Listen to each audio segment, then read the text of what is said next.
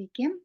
Šiandien apie vandenį. Jau tikrai senai planavau įrašyti, bet vis atsidėlioja, vis kažkokie svarbesni reikalai, svarbesnės temos.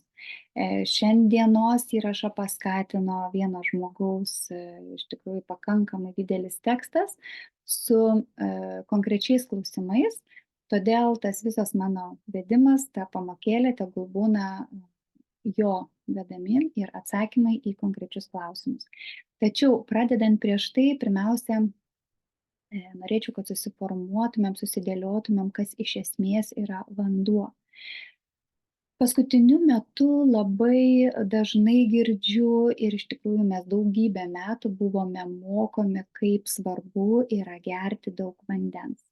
Šiuo metu priklausau vienai grupiai, kurioje yra lektoriai, mokytojai, kurie veda įvairias paskaitas ir ten buvo kaip ir tokia užduotis sugalvoti iššūkius, ar ne? Ir žmogus, kompetentingas žmogus, kuris vis dėlto atstovauja tą tradicinę mediciną, vieną iš iššūkių paskelbė, kaip kiekvieną dieną aš geriu daugiau vandens. Kilo mintis net visiškai išeiti iš tos grupės ir aš galvoju, kad tai padarysiu, nes kuo toliau, tuo labiau įsitikinu, kaip tradicinė medicina su didžiausia pagarba ten dirbantiems žmonėms, dėl to, kad tikrai dauguma žmonių yra linkę į pagalbą žmonėm ir taip toliau, bet mes dabar konkretizuojam apie žinias ir informaciją, ar ne? Dauguma tradicinės medicinos žinių yra nukreiptos į žmonių klaidinimą, iš tikrųjų žmonių žalojimą, visiškai negali būti jokios kalbos apie sveikatą. Ir lygiai tas pats yra su vandeniu. Kiek metų yra kalbama apie tai, kad žmogus vartoja per mažai vandens, žmogus geria per mažai vandens. Daugybė ligų susiję su per mažai vandens ir taip toliau ir taip toliau. Ir ilgą laiko tarpą, kadangi aš ir pati tradicinės medicinos atstovė ir farmacijos atstovė buvau dešimtmečius. Ir paskui vis dėlto pradėjus gilintis, žiūrėtis, kaip čia yra, tai pasirodo visi tie vandens vajai buvo padaryti tik tai keletą dešimtmečių atgal. Visus šitus daugybę tūkstančių metų, šimtmečių metų. Ir jeigu mes, sakykime, žmogus, jeigu jis yra tikrasis gydytojas, iš tikrųjų istorija, tu vis tiek domiesi, žiūri, kuo gydė anksčiau, kokių rezultatų priėjo ar ne, tai vanduo buvo laikomas tuo aspektu, kuris žaloja žmogaus kūną. Vienas iš tokių atstovų, kurį mes šiandien dienai tikrai dar galime išgirsti ir paskaityti, tai buvo Vidūnas. Vidūno mokymas, Vidūno gydymas rėmėsi vedų kultūra, vedų žiniomis. Ir jis labai gražiai viename iš Vidūno raštų tomų labai gražiai aprašo, kodėlgi žmogus neturėtų pernelyg daug vandens gerti. Ir mano pačios bobutė, kurią aš turėjau laimės turėti iki šių metų šalia savęs, tai buvo dar senos kartos žmogus, kuris vandenį gerdavo tik tada, kada nori. Ir iš tikrųjų iki žilos senatvės gebėjo išlaikyti tikrai pakankamai puikią sveikatą, be operacijų, be širdies kažkokių tai didelių sutrikimų. Ir tarp kitko širdis tai buvo jau ta stiprioji vieta. Ir natūralu, kada matai tu tokius pavyzdžius, tu analizuoji, galvoji. Ir ačiū Dievo maloniai, kuri jau keletą metų atgal mane iš tikrųjų nuvedė į labai gražią viziją, paaiškino labai sudėtingus vandens molekulės niuansus, judrą, mūsų kūno įsisavinimą ir kaip gražiai viskas susidėlioja. Ir tada tu iš tiesų žiūri į žmogaus gebėjimą tikėti visu kuo, kas yra net nežinau kuo pagrįsta. Greičiausiai žiniasklaida, greičiausiai kažkokiom utopijom, kurios realiai, jeigu būtų daromas, net nebejoju, didelių apimčių tyrimas, rezultatai žmonės labai nustebintų. Ką su mūsų kūnu padaro vanduo. Ir tada pirmiausia reikėtų pradėti kalbą nuo to, kad kas yra iš esmės vanduo. Vandenį mes įsisąmoninę kaip, tiesiog skystis, ar ne? H2O formulė. Vanduo tai tas, iš ko sudaryti mes, didžioji dalis. Arba vanduo tai yra tai, kas yra aplinkui. Vanduo tai yra gyvybės šaltinis. Kada mes kalbam apie to, kad vanduo yra gyvybės šaltinis, tai va dabar grįžkime į pačią esmę. Visų pirma, vandenį mes turime mylėti, gerbti ir priimti į savo kūną, ne kaip formulę, kuri geba mūsų kraują praskiesti, kažką išnešti, pašalinti, atnešti, bet visų pirma, kaip informacijos nešėjai. Tai yra pagrindinė vandens savybė. Jis įneša vandenį, tai yra jis geba kaupti informaciją savyje ir jis per maistą, per žolę, per save patį įneša informaciją žmogaus kūną. Esu regėjusi, mačiusi, kaip gražiai mūsų ląstelės bendradarbiauja su vandeniu. Kokia graži kaita, informacinė kaita įvyksta su tuo, ką įneša vanduo ir ką atiduoda ląstelė. Kodėl kalbu apie tai, kaip svarbu yra laiminti maistą, laiminti vandenį. Mes tikrai pilna jau dabar ir mokslinių tyrimų ir mes tą tikrai jau žinome, bet dėja savo gyvenimuose nesivadovaujame tuo, kad iš tikrųjų vanduo keičia savo struktūrą priklausomai nuo to, kur jis yra, iš kur jis atbėga, su kokia mintim, emocijomis jį išgeriam, ką mes jame matome, kaip mes jį naudojame. Galiu pasakyti, kad mes visų pirma praradome pagarbą vandeniui. Mes jį priimam kaip kažkokį šaltinį, kurį turim teliškuotis į save, kaip po trūkumą. Vien suvokimas, kad tavyje nuolat kažko trūksta, formuoja tikrai ne sveikatą, ne pilnatvę, ne energiją, o trūkumą. Tai yra man trūksta. Ir labai gražiai visa tai yra apipavidalinta, užduosiu dabar vieną klausimą ir paskui labai gražiai eis atsakymai. Kas yra prakaitavimas? Tai aš ir net užsirašiau, kad kodėl žmogus prakaituoja? Dėl per didelio vandens kiekio organizme.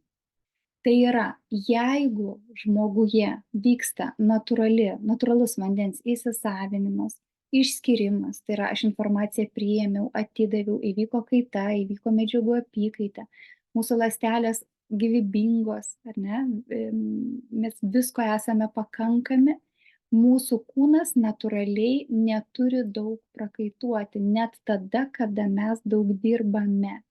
Tai yra, tikrai yra žmonių, kurie pakankamai aktyviai dirba, aktyviai sportuoja ir jų kūnas neišskiria daug prakaito. Mes kalbam apie tai, kad prakaituojant žmogus kūno temperatūra kaip ir mažinama, ar ne, yra, nes vandens kiekis mažėja. Tai nuo perkaitimo yra apsaugoma iš tikrųjų.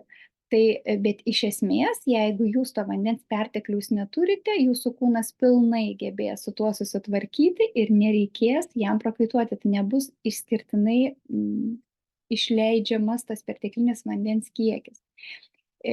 Todėl, pavyzdžiui, nes kodėl nėra skatinamas prakaitavimas? Todėl, kad per prakaitavimą mes netenkam, taip įvardyjamų mikroelementų. Daugybės mikroelementų. Kodėl dabar kalbama apie tai, kad sportininkai ten aktyvų fizinį darbą dirbantis asmenys būtinai daug gertų, tam, kad atstatytų prarastų mikroelementų kiekį. Tai vat iš to, ką užsirašiau, vėlgi, kuo labiau save trombuojame vandeniu, tuo daugiau prakaituojame. Kuo daugiau prakaituojame, tuo daugiau netenkame mikroelementų, druskų ir informacijos. Kuo daugiau netenkame, tuo daugiau mums trūksta jėgos, energijos ir vandens. Kuo labiau trūksta, tuo daugiau mes geriame. Ir vėl užburtas ratas, visiškai be naudos, o tik žalojantis ir atimantis. Tai va toks tekstas man išėjo iš viso to, apie ką norėjau šiandien vat ir pakalbėti, ar ne? Kad kai pats žmogus, pradėdamas vartoti vandenį, pradeda, vat kaip voverė tam rate, užsuka jis pats tą ratą, visiškai nesuvokdamas, kas vyksta jo kūne, pumpuoju, prakaituoju, man trūksta, tada galvoju, o kaip man papildyti save prarastais mikroelementais, druskomis. Ir tada prasideda pramonės darbai, ar ne? Tada prasideda pasiūla įvairiausių mineralinių vandenų, įvairiausių vandenų praturtintais elektrolitais ir taip toliau. Tarsi žmogus negali pats viso to turėti. Tarsi žmogus negali su vandeniu, su maistu viso to praturtinti savo kūną. Viskas formuojame taip, tarsi mums trūksta ir trūksta. Mes nuolat turime į save dėti ne tik stebuklingą vandenį, praturtintą, pripumpuotą, pridėtą, tam, kad mes neišeitumėm iš šito rato, bet dar yra vitaminai, mikroelementai, papildai, tada specialus produktai sportininkam, ar ne, speciali mityba sportininkai ir vėlgi. O kur Dievas? O kur suvokimas, kad tas pasaulis yra sukurtas tobulai? Kur suvokimas apie tai, kad viskas jau jums yra duota? Bet mes tuo tikime. Greičiausiai dėl to, kad mums patinka. Greičiausiai dėl to, kad mums patinka atiduoti dievišką energiją, tai yra pinigus, savo sveikatą tiems, kurie puikiai visą tai sugalvoja.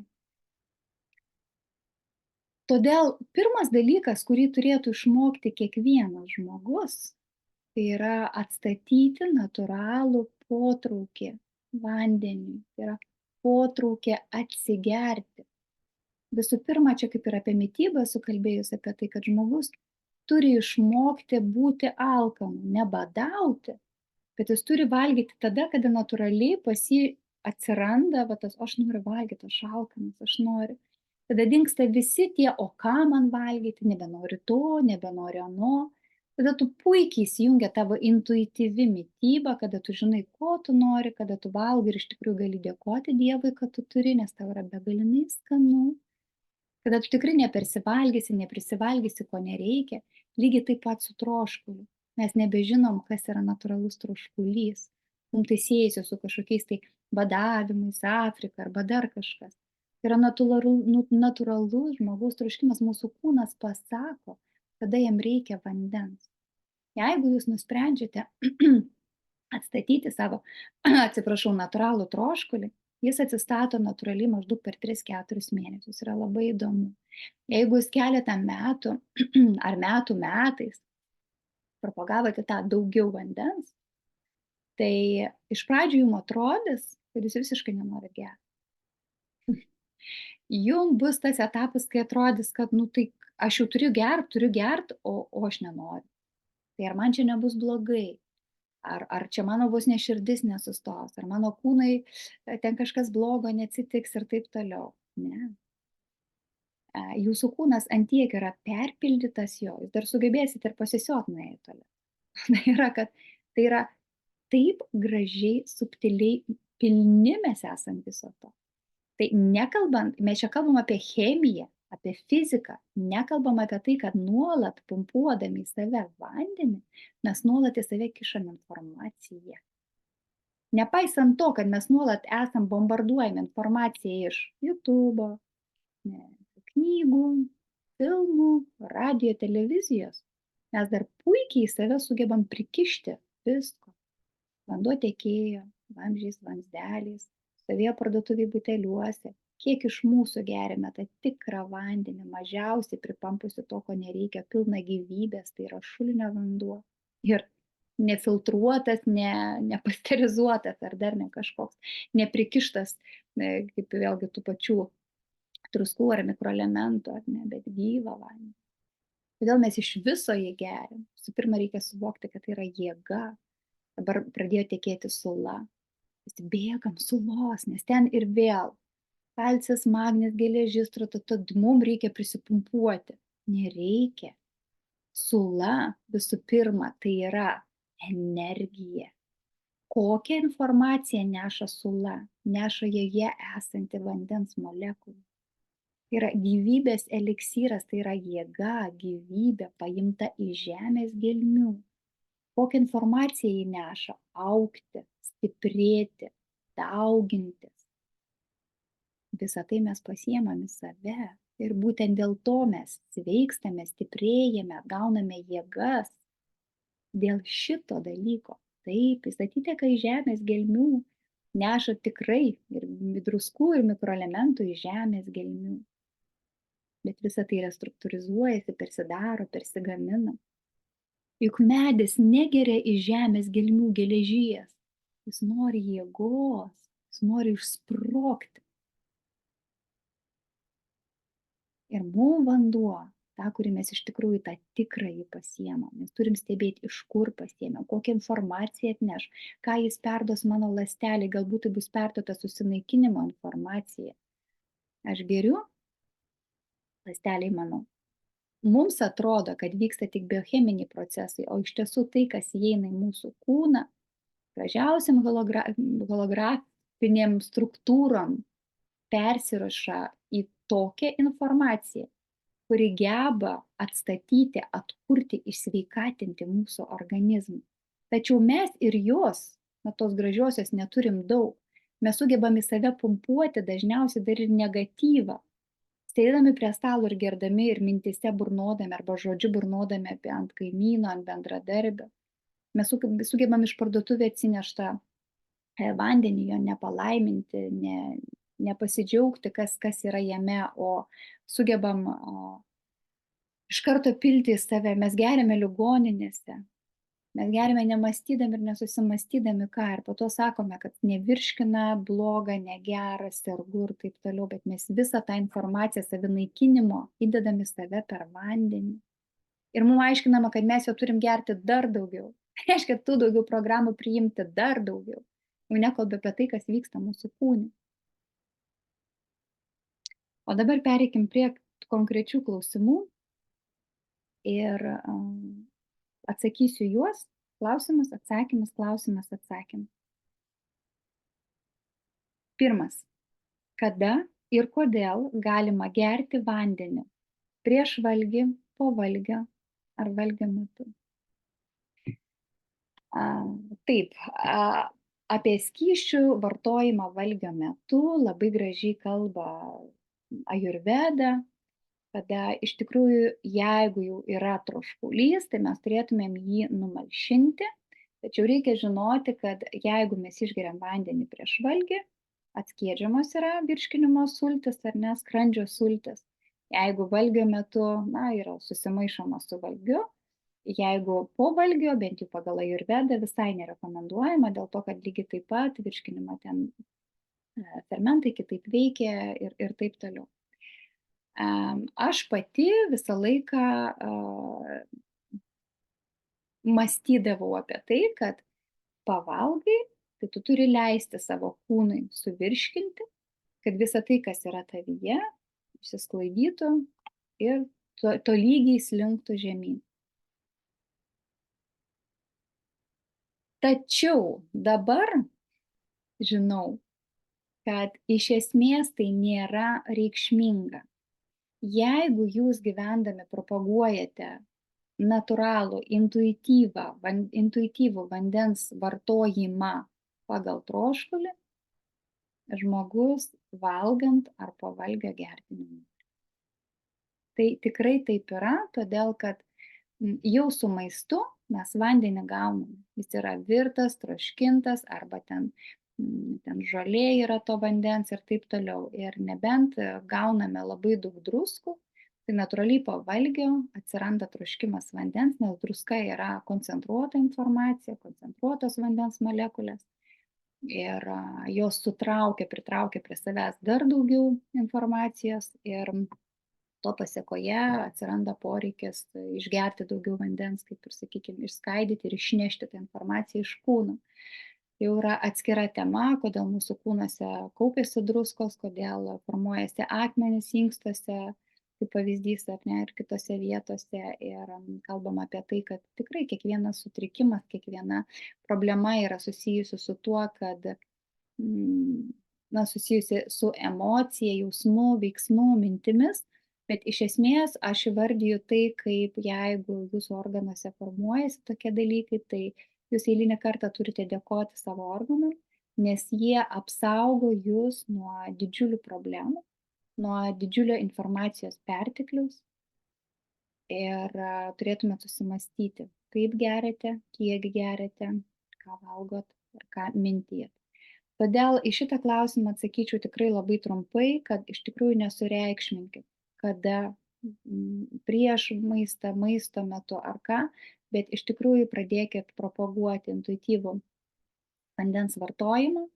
Ir vat, kaip ir jau minėjau, 3-4 mėnesius per tiek laiko maždaug atsistato, iš pradžių žmogus visai nenori, labai stebi save, labai žiūri, čia jam blogai nebus, bet per tą laiką natūraliai pasišalina tiek vandens, kiek pas mus buvo jo perteklinio, ne tai, kad jis bėga tam, kad bėgtų.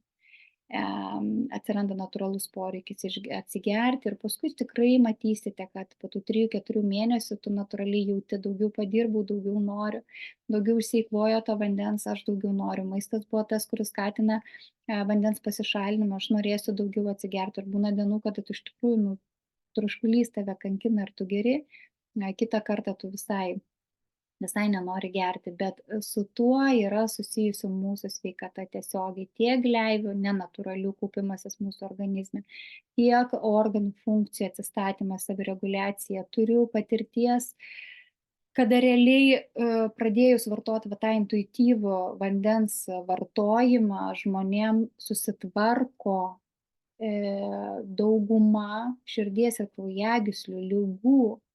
Todėl, kad natūraliai atsistato vitaminų, mikroelementų, druskų pusiausvyrą organizme.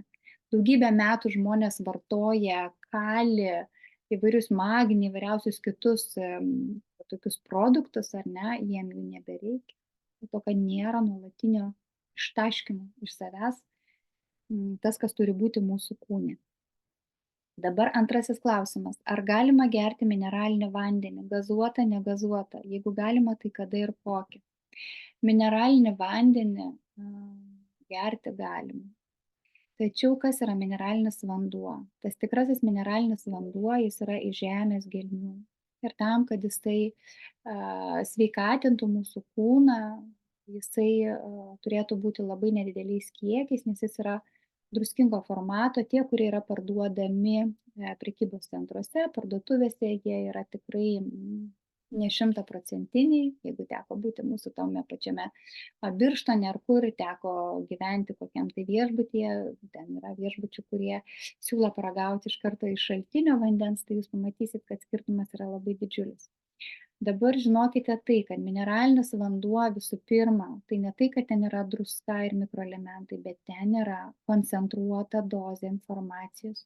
Jūs vėlgi turėtumėt labai atsirinkti, ar jums, jeigu jūs, pavyzdžiui, to tikro natūralaus mineralinio vandens jūs daug ir negalėsite išgerti, jūsų kūnas natūraliai tai atmes. Bet kai yra viskas skiesta, praskiesta, mums visai skanu vartoti, mes vartojame. Mums kalbama apie tai, kad tai yra reikalinga tam, kad jūs atstatytumėte tų mikroelementų ir druskų kiekį. Ar jums reikia to? Tai yra iš tikrųjų neteisingas skatinimas vartoti perteklinį tiek vandens, tiek mikroelementų ir tiek informacijos kiekį. Todėl, kad jūsų kūnai, sveiki kūnai, jie ir neperpildyti vandens, jie yra pilni sveikatos, jėgos ir viso to, ką jūs norite pasiimti iš mineralinio.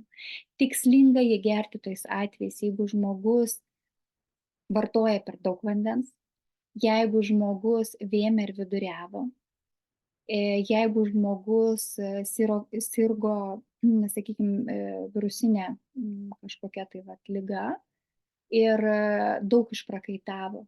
Tai tokiu atveju mineralinį vandenį kambario temperatūros arba vos pašildytą galima vartoti. Pašildytą todėl, kad mūsų kūnas lengviau priima vandenį, nėra dirginama mūsų gleivinė ir tokiu atveju greičiau vyksta medžiagų apykaita. Bet tai yra vėlgi turėtų būti kaip vaistas vartojamas, o ne kasdienis kamšalas į mūsų kūną. Pažįstu žmonių, kurie realiai per dieną išgeria ir 2 ir 3 litrus mineralinio vandens ir įsivaizduoja, kad jie arba pakeičia mitybą, arba papildo savo kūną papildomais mikroelementais. Tai yra netiesa, todėl kad jūs žinokite, kad jūs visų pirma gerite, atmetant tos cheminės formulės, bet jūs vartojate padidintą informacijos kiekį į savo kūną. Kokią informaciją ir jūs įsitikinę, kad tai yra dieviška, kad tai yra palaiminta, kad tai yra sveikatinanti informacija. Tai yra visiškas bereikalingas vartojimas, absoliučiai. Toliau, 3 klausimas. Kokia nauda gerti verdantį vandenį, jeigu nėra naudos, tai kodėl? Dabar taip, kas vyksta verdant vandenį? Verdant vandenį, vandens molekulių apsisukimo greitis didėja. Tai yra vandens molekulė, jeigu jinai sukasi taip, ne tik pati tarp savęs, bet ir tarp kitų molekulių yra, sakykime, temperatūra žemesnė. Kada sustoja, jinai visiškai yra minusinė. Verdant, tos molekulių greitis didėja, jos išskiria didesnį energijos kiekį, taip yra išgaunamas tas karštis. Lygiai to pačiu motyvu vyksta mūsų kūne, kada mums vyksta uždegiminės reakcijos, tai greičiau juda vandens molekulės, ta prasme trintis didėja, čia yra fizikiniai įvairiausi procesai ir mūsų kūnas pradeda burbuliuoti, kaip sakau, kyla temperatūra. Tai lygiai taip pat. Tai dabar žiūrėkite, mes kaitindami vandenį, mes didiname vandens molekulių trintį. Energija jinai iš esmės padidėja, išskiriama daugiau, kadangi susiformuoja energijos perteklius, vanduo virsta garais ir jisai išgaruoja. Dabar dėl naudos, dar kartą sakau, vanduo vartojamas ne kiek dėl to, kad mums kažką duoda ar neduoda, bet dėl informacijos kiekio. Dabar šaldytas vanduo, sveikas vanduo, sveikiausias vanduo. Kodėl yra kalbama apie tai, kad sveikiausias vanduo yra tirpsmo vanduo, ar ne? Dėl to, kad informacija yra nunulinama. Vanduo atstato, regeneruoja informaciją. Už tai yra mano net įrašas kažkur darytas apie sniegą, kaip mes įsivaizduojam, sniegas krenta, visiems taip gera, taip nuostabu, ar ne? Bet iš tikrųjų tai yra gili prasmė. To, kad sniegas tai yra atnaujintas, regeneruotas vanduo, su regeneruota informacija, atšviežinta ta dieviškąja energija, dieviškąja snaige. Imkite žemę, pasiimkit, įsigerkit, atsinaujinkit, priimkit naują žinią, naują informaciją, gražią, teisingą, dievišką. Kaistant vandens molekulė tikrai netampa taisyklingos formos. Aš tai vadinčiau tuščiu vandeniu, kuris iš esmės yra naudingiau už tą, kuris atbėga iš čiaupo, todėl kad ta informacija jinai negali sakyti, kad iškraipoma, bet jinai tarsi tuščia, kaip jeigu su snaige tu gausi dievišką energiją ir gydomąją energiją, tai su kaitintu vandeniu tu nei to negausi. Realiai tu gauni galimybę įkrauti savo mintimis arba įdėjus žolėlinę tarpsnį, tai yra žolytė, gyva, arba jeigu tai yra ruduo, džiovinta, uoga, uogienė, ar ne, tokius visokiausius dalykus, jūs tą vandenį įkraunate tą informaciją. Užpilamas verdantis vanduo ant žolynų, todėl, kad jie taip išskleidžia savo aliejų, savo veikliąsias medžiagas, tuo pačiu perduoda informaciją į vandenį. Toks vartojimas yra tikslingas.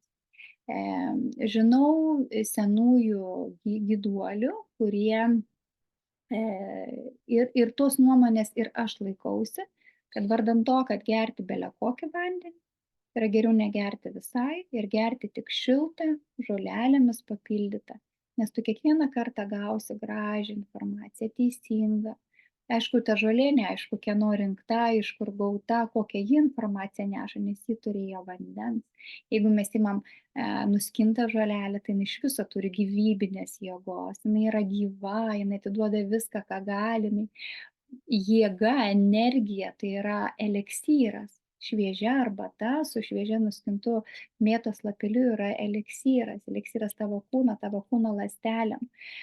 Jeigu mes kalbam apie užpiltas džiovintas, ar ne, tai labiau jau yra chemija, ar ne, nes tos gyvybinės energijos jos neperduoda, bet tai yra skaisti, graži ir gydomoji energija eina per ją. Tai reiškia, mes savo kūną vis dėlto papildom, įkraunam, suteikiam, dovanojam kažką tai. Bet iš esmės, ką gerti iš čiaupo, jeigu mes kalbam apie informaciją, tai yra naudingiau tada iš esmės, jeigu tai ne šulinio vanduo, jeigu tai ne natūralus vanduo, geriau tada virintą, nulintą, negyvą vandenį. Taip, toliau. Ar keičiasi vandens struktūra tarp paprasto vandenio, švento vandenio, užšąlančio struktūrizuoto ir koks skirtumas poveikis įgerti? Taip, vat ką tik apie tai kalbėjau, kad šaltas šaltinio vanduo, tikras iš gelmių, iš šulinio, iš ledo tirpsmo, yra gyvybinę jėgą nešantis ir struktūrizuotas, gydantis vanduo. Tai yra, negali sakyti, kad sudeginta ta informacija, jinai tiesiog yra atnaujinta, jinai pilna tos gyvybinės jėgos ir tas vanduo mūsų kūno ląstelę maitina, džiugina, suteikia jai gyvybę. Jeigu mes kalbam apie dirbtiniu būdu, restruktūrizuotą, ten tikrai žinau, kad kažkokiais tai aparatais visą tai yra daroma, neturiu tikslių žinių atėjusių per mane apie tai, bet tikrai žinau, kad šiandien dienai yra tam tikrų techninių stebuklų, kurie geba, nes tikslas yra, žinokite, ne į tą vandenį pridėti mikroelementų ir druskų, nes tai padarė, sakykime, mineraliniai vandenys, ar ne, bet tikslas yra atkurti tą tikrąją tobulą vandens molekulę ir panaikinti informaciją arba įnešti tokią, kuri teiktų žmogui sveikatą. Tai tokių dalykų jau yra ir bent jau aš tikrai savo kūnu labai jaučiu, koks yra vanduo. Ta, žinokite, lengva padaryti net ir per skonį, nes mūsų skonio receptoriai yra duoti ne šiaip sau. Ir tai, kad žmogus mėgsta tokį ar kitokį, kad jam skanu ir neskanu, tai labai daug ką duoda, nes vanduo gali nuodyti. Tai paprastas vanduo paimtas, jis gali nuodyti jūsų organizmą ir jūs net nežinosit, kodėl jūs vaikštot be jėgų. Ir atitekėjęs tirpsmo šaltinio, pavyzdžiui, pati aš praktiškai negaliu jau gerti vandens, nes mane realiai iš karto net supykina, jeigu aš geriu iš krano, jeigu aš negeriu šulinio vandens, jeigu negeriu šaltinio vandens, jeigu negeriu atitirpdyto vandens, nes pabandysiu jums paaiškinti, kas vyksta mano kūne. Iš karto didžiulis išsausėjimas, iš karto toks pykinimo jausmas, atmetimo ir jisai neskanus. Jeigu aš geriu gyvą vandenį, mūsų šulinio vandenį, tu ne tik kad skaniai geri, bet tu jauti jo drėgmę, tu jauti jo pilnatvę. Jei tu po tokiu vandeniu maudaisi, tu besimaudant gyji, nes turiu patirti, ką reiškia išgyti besimaudant. Ir tu nuolat, tu tarsi iš tikrųjų jautiesi kaip nuvalęs save. Bet moteris puikiai pasakys, bet kuri jau daug makiažo nešioja, ar ne? Koks jausmas yra su makiažu ir be. Tai nusivalai tą makiažą. Tai, sakykime, naudojant tą gyvą vandenį, pilant ant savęs, tu tarsi tą nusivalius makiažą, tai iš karto gera, iš karto kūnas tavo reaguoja, iš karto kalba. Tai to pakanka. Vanduo, jis iš viso, mes žinokite, mes neturime jo netaupyti, nes jo yra pakankamai. Mes net čia jau mumise yra formuojama nebe tik, kad trūksta vitaminų, mikroelementų, druskų ir taip toliau ir vandens, bet jūs taupykit vandenį. Jūs neleiskite iš čiaupo, jūs nesiklausykite vandens čiurlenimo, kuris bėga iš čiaupo. Žmogus ir taip mieste gyvenantis, jis neturi galimybės sveikatinti save net per garsą. Jis neturi galimybės pabūti prie upės, prie ežero, bet jisai gali pasileisti dušą, pasileisti čiaupą ir jau gyti. Nuo vandens čiurlenimo eina tokia galinga jėga. Bet mums sakoma, nenuleisk, nebėk, čia kažkas tai badauja, kažkas neturi vandens, tai yra utopija, žmogus apie tai neturi galvoti. Jeigu taip galvoja, jis natūraliai formuoja trūkumą. Mes turime mąstyti, koks vanduo patenka, išteka, nes tai, kad atiteka, tas ir išteka. Bet koks jis išeis, ar su chemija, ar su meilė, ar be chemijos.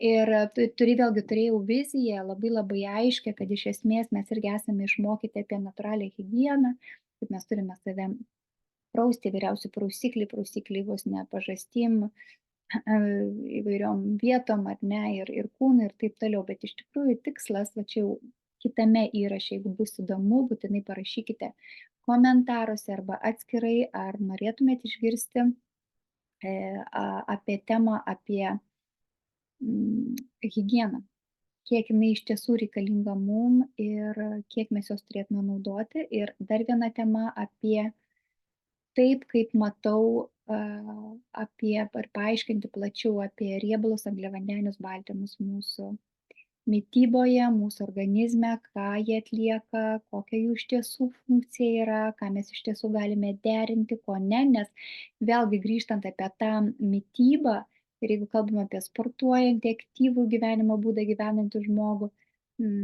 kas yra svarbiau? Ar vanduo, ar ta subalansuota mityba ir kas vis dėlto yra ta subalansuota mityba. Tai va, tai to vandens mes neturime taupyti, mes turime galvoti, ką išleidžiam ant savęs, per save ir jo klausytis tiek, kiek mes norime. Tai yra tikrai labai svarbu. Toliau. Kokia turi būti vandens temperatūra, kai geriam vandenį?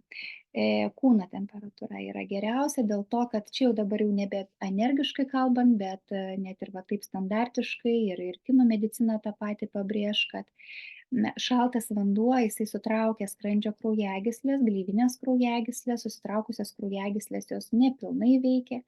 Ir gerti šiltą vandenį tai reiškia nesuteikti streso mūsų tiek skrandžiui, tiek rykliai ar ne, tiek mūsų kūnai, kad galėtų pilnai tas vanduo pracirkuliuoti, įsisavinti ir sėkmingai ištekėti iš mūsų kūno tiek, kiek jo nereikia.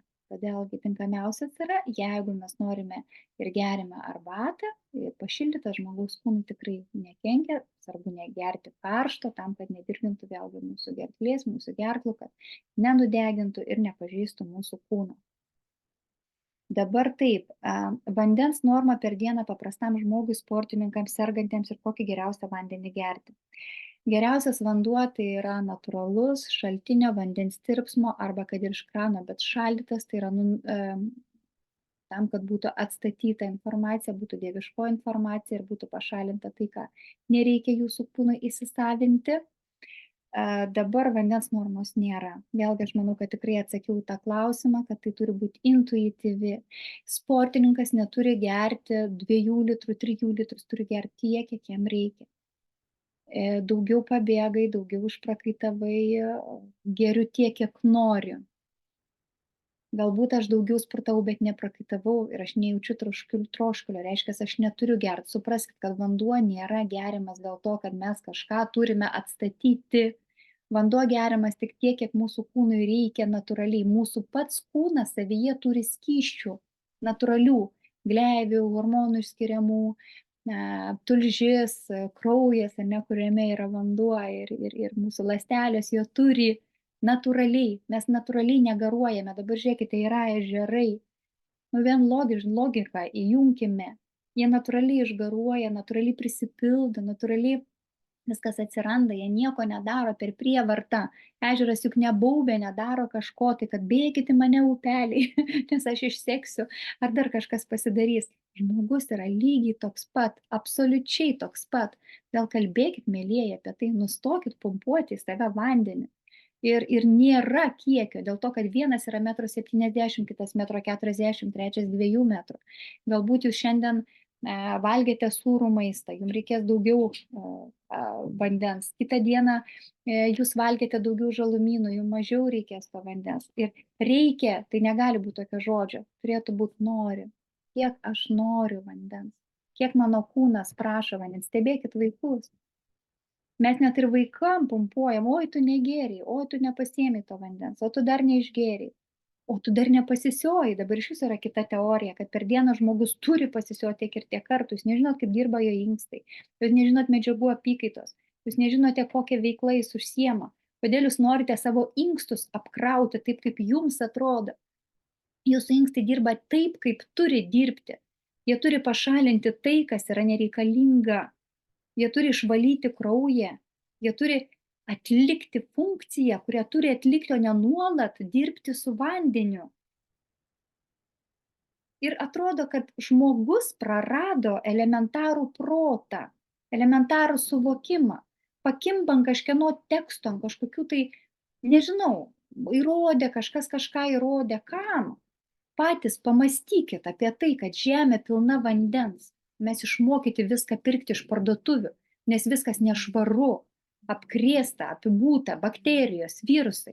Mes atmetam dieviškumą, mes paneigiam Dievo tobulybę. O kam reikalinga, kad jūs pirktumėt vandenį? Kaip jums atrodo? Jums? Labai abejoju. Toliau, kada, kam ir koks poveikis organizmui apsipilinėti šaltų vandenį ar maudytis eketėj? Dabar taip, dauguma medicinų, kad ir ta pati kinų medicina, ir yra įvairių įvairiausių praktikų, kur kalbama apie tai, kad reikalingas žmogaus organizmui grūdinimas. Grūdinimas yra reikalingas, bet čia reikėtų atsižvelgti jų žmogaus kūno tipažą. Koks jūs esate, sakykime, per kinų mediciną tai yra vėjas, tulžis, gleivės, pagal ajurvedą, vatą, kapą ir pitą. Ir vato tipo arba vėjo tipo žmonėms apsipilimėjimais ir lindimai va tokie, jie yra žalingi, tai yra visiškai vėjus įvedantis, vadinamas, į organizmą procedūra. Jie iš tikrųjų nuolat reikalinga šiluma. Ta prasme, mūsų kūnai yra labai individualūs. Dažnai žmogus jaučia intuityviai, ar jam to reikia, bet tai yra susijęs su kraujagyslių praplėtimu, išplėtimu. Ir šiandien dienai aš jau galiu drąsiai pasakyti, kad mūsų imuninė sistema tikrai priklauso ir tas sirgimas, nesirgimais, virusas, bakterijom ar kitom ligom yra tikrai nesusijęs su tokiu žalojančiu, įvardinčių kai kurios kūno organizmus ir kūnus procedūromis. Yra tik vienas naudingas dalykas, tai yra energinis, tai yra kada mes apsipildami vandeniu, čia jau tikrai neturi reikšmės, ar mes kambario temperatūrą pilamės, ar šiek tiek šiltesnių, tai jūs turite jausti savo kūną, ar jūs mėgstate vėsesnį vandenį, gausit, sakykime, vieną energiją, bet tikslas yra gauti tą gyvą vandenį. Tai todėl yra, sakykime, vasaros metu, žiūrint, kur jūs gyvenate, jeigu jūs gyvenate šiltuose kraštuose, kiaurus metus galite maudytis šiltam vandenį, jeigu ne, tai tokia, kuri jums yra palanki, prieinama, įkrauta saulės, ar ne, tai ežeras ir ežero vanduo jums iš tikrųjų informaciją suteiks be galo tinkama, suteiksim gyvybinės jėgos. Jeigu jūs žiemą, sakykime, iš pirties išeisite į sniegą, aš net įrašas mano tikrai yra Švarus žmogus Telegram kanale apie tai, kad kaip yra prasminga ne dėl grūdinimosi valioti sniege, o dėl to tikro, tyro, nuostabaus vandens.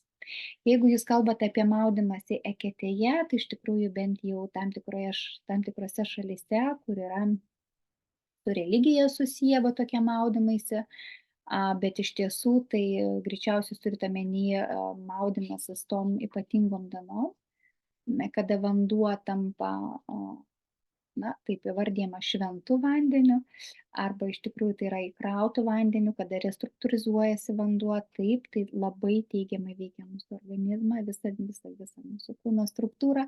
Šventas vanduo tai jis yra tik todėl, kad tam tikrose religinėse Grupėse tas vanduo yra imamas būtent tomis dienomis, kada visame pasaulyje jisai restruktūrizuojasi. Na, čia yra privesta prie religinių dogmų, bet iš tiesų tai yra tas šventas vanduo, mes galime sakyti, kad tampa kiekvienas, kurį mes paimame savo delnus, kurį gebame paaukoti viešpačiui ir kuriame gebame matyti kūrėją kiekvienoj stikliniai, kiekvienam kristalėlyje ir priimti save kaip nuostabią Dievo dovaną.